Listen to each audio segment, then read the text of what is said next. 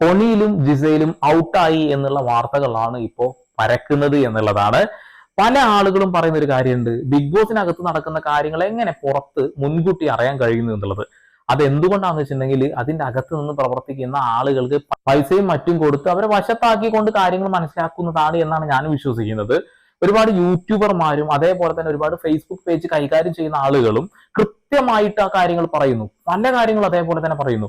ഒണിയിൽ ഔട്ടായി എന്ന് ഏകദേശം ഒരു 5 മണിക്കൂർ മുമ്പ് ഒരു ഫേസ്ബുക്ക് പേജിൽ കണ്ടു. അതേ ഫേസ്ബുക്ക് പേജിൽ തന്നെ അടുത്ത ആള് ജിസയിലാണ് ഔട്ടായത് എന്ന് പറയുന്നു.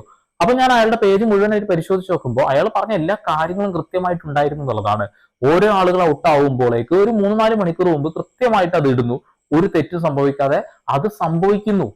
ഇപ്പൊ ഒണിയിൽ പോവേണ്ട ഒരു വ്യക്തിയാണ്, ജിസയില് 2ാം സ്ഥാനത്ത് വോട്ടിംഗിൽ നിൽക്കുന്നുണ്ട് എന്ന് പറഞ്ഞ വ്യക്തിയാണ്. എന്നിട്ട് പോലും അവര് ഔട്ടായെങ്കിൽ എന്ത് പറയാനാ? ചില സമയങ്ങളിൽ ഒന്നും ചെയ്യാൻ